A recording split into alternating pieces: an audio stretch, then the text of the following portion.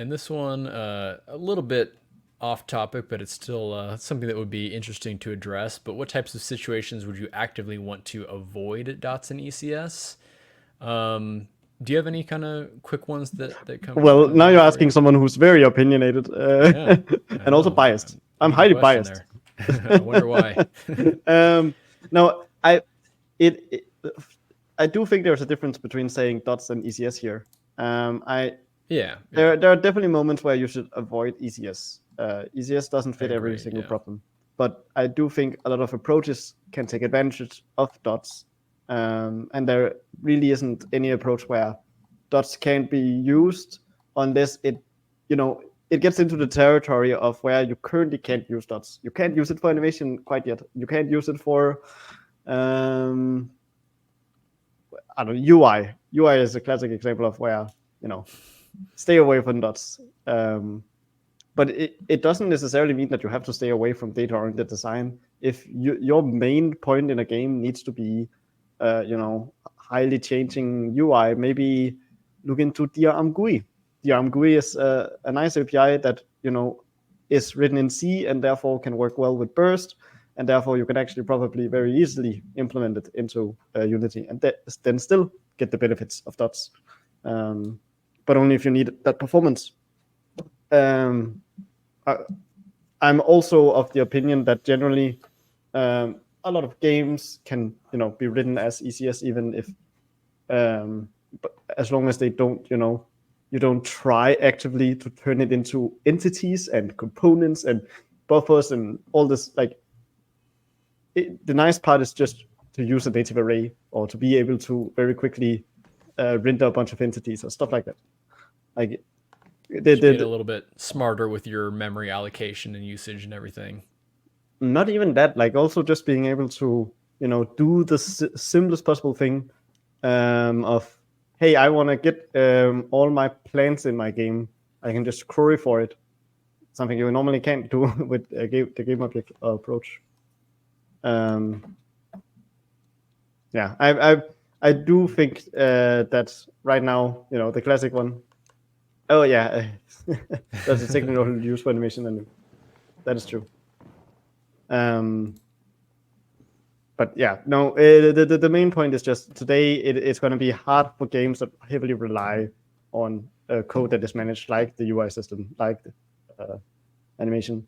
I don't think there's anything inherently about the ECS system that makes it so that you can't write a game in it and it still take benefit from being written in entities. I think as long as you make the game in entities, if you're planning to use entities for your game, you have to know that you shouldn't write it all as entities code. You should write it as maybe a native array or something else. Like almost go back to like grassroots programming. Right. Yeah, yeah, yeah. Makes sense. That's kind of my view on it. I'm again very biased, but I also like using stuff like Raylib and Odin and other languages where just being able to Yeah, quickly things that write something and see it work. integrate Is, nicely with base Unity. yeah. Yeah, yeah. Um, I think that well, even is not even in a non-Unity context, I like being able to write code and immediately be able to see the results of writing that code oh yeah, yeah, yeah. Sure, without definitely. a lot of setup. Where, yeah, Yeah, have and that to to be is the create a new benefit of project dots. and yeah. Yeah, yeah. Because in dots, a lot of the time you, especially the entities framework, you can just do like. There's not many things hidden from you. A system just runs the system. It doesn't like cost the garbage collection of a whole game object set up with mono behaviors on it, and yeah. Yeah. No, I definitely I'd say I probably prefer using ECS now just because I use it so much. Um, but there definitely is something to like it is slower to kind of prototype things out. Like even when I was just making this kind of sample project last night, like I mean, it was just a lot of writing code before anything was really like happening on screen. Which I think in my case, because I know what I'm doing, like is totally fine. Like I can just kind of jam out these, a couple hundred lines of code or whatever it was, and then, flip back over to Unity and everything just kind of like falls into place and works, but it's not like, regular Unity where you can just kind of drag things in. Things are like immediately happening. You're getting nice, good wins, and you can kind of see that progression. And I think even you see in this netcode for entities, this big netcode for entities tutorial that I'm working on, it's a lot of writing code and long stretches of it where, we don't see a whole lot of progress happening on the screen just because we're, just going through writing these, many components and systems and getting the authoring components all hooked up together and everything. Yeah. But on the other side, once a lot of that stuff is created, things just kind of like fall into place in really nice ways. I can kind of like reuse components. Like you'll see that I do this in the netcode for entities tutorial. I reuse components. So like, I had this kind of like, it's a MOBA game, and there's kind of like towers that essentially attack the, units on the opposing team. And then so I kind of like, implemented all that. And then later on in the tutorial, when I went to implement, creating minions that actually spawn and run around, well, it uses that exact same code for targeting entities and, firing, different spells at them and stuff. So, once I have those, base minions in place, I can just add the component to those minions, and all the targeting and attacking for them just completely works. It just falls right into place. It's awesome. But yeah, it's so nice. I think also, I think this general answer is also going to change over time, is my main point. Like, I think right now, because animation and so on doesn't work, it's not going to be very simple to do anything. But at some point, like, things will just work nicely with each other. And then, the nice thing about dots in general is the fact that it's more bare bones. You don't have all these, things getting in the way. Like, a game object is always awoken in this specific order, always it calls this specific way, all these like side effects that normally happen in the game.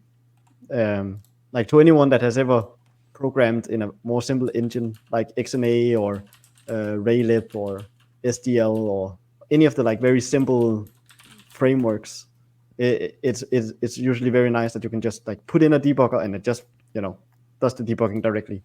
And you put in a draw square in the middle of the screen, and it immediately draws a square in the middle of the screen. There's no setup involved. It's just very direct. Oh, I think that was me. So I think that will get easier over time, and that's when I would more recommend using dots for even the simple games. And also if you're that type of programmer that just likes that style of code.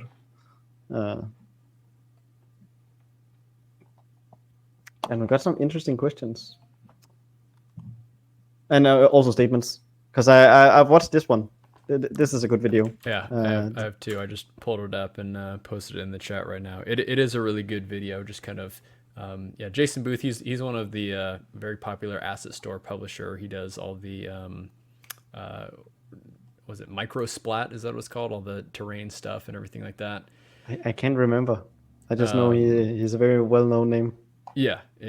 And then, he did a good video about a year ago talking about some practical optimizations, and just kind of talks about like, being smart and making good decisions with your code, and, being able to look at it in good ways. And again, not necessarily using full ECS, but just kind of just not doing dumb things, I guess. Yeah, like creating an art stripe just to immediately throw it out and switching component. Well, hey, guilty. Nah, I think we all are. Anyways, especially before, it was annoying to do that, actually. You would have to like set up a native array and then cast it into another type. Just is there a scenario, maybe simple mechanic games, where you would recommend a fully dots job system native arrays from scratch without any ECS? I've one game comes to mind: Vampire Survivors. That style of game is bunch of entities, moves around, and shoots a thing. Well, And it but doesn't even need to be. without ECS. Yeah, no, but I have to specify here. When I say entity, the simplest version of an entity doesn't actually have to be, a full archetype chunk, etc. approach. It can just be an array of structures approach where, you have a component called my enemies, and that one has a native array in it, and it's not an I component data. When I say component, I just mean it's just a piece of data. Yeah, I get what you mean. Yeah, but do you think there's the ease of development would be more difficult going that way than just using Unity ECS? That again, that depends on your workflow. If you're working with, what is that library called? There's a sprite one. Oh, NSprite. NSprite. That one has. Doesn't it have a way of batch drawing a bunch of objects? I think so. I don't have a whole lot of experience with it, but I'm sure. Yeah, because the thing is, in a lot of other simpler Raylib and so on, it is so much easier to read code that just say, hey, draw 10 objects on the screen on these positions, and that's it. And we, I don't know. I hope we get to a point where that is possible, where we can just say, hey, with this native array, just draw all these positions here. Yeah, no, it's funny. This kind of reminds me of just some of like the things that I've been like hearing like people like Jonathan Blow and Casey Muratori talking about. It's like in this day and age, it's so difficult to just like draw a single pixel on a screen. Like you have to interface with all these APIs and create some like application wrapper, and it's like I just want to make this one pixel on this screen red. Yeah. And to me, a game like Vampire Survivors is just, it's such a simple game in a way. It's literally just, draw a bunch of things at these locations. And it doesn't need the whole bells and whistles of a full-blown entity setup. Another game that actually doesn't use entities at all is Dyson Sphere. Do you know Dyson Sphere program? Yeah.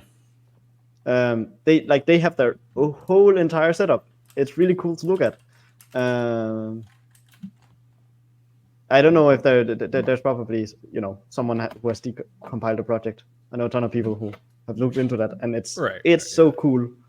But it's not entities. It's it's a bunch of arrays. It's a bunch of like simple systems. It just requires that you have set up something that draws it in a native array approach. Often that's the problem you're going to have with these styles of games. Plant vs. Zombies would also be a good simple mechanic game for this native array job system approach. Yeah. Or tower defense game even. I mean, at that point, you might still want some, entity offering. Like the towers would be nice to have, like a bigger offer. The tower themselves be entities, but maybe the enemies are not entities. They're just shooting in a field of a bunch of positions, and then you check against you have a system API query that loops over every tower, and then they look up in a spatial query type structure, where is all my enemies, and they can just find the closest thing to shoot. And that spatial structure that you make, it can, in the simplest form, just be a native array of all the enemies. But it could also have been, and their positions, by the way. But it could also just be like a full spatial query structure. But that would also be like a native array approach again, because you don't want to set up offering for every one of those entities. That's going to take a while, especially if you just want to debug all your enemies coming at you into a one tower, and that your tower can shoot. Yeah, definitely.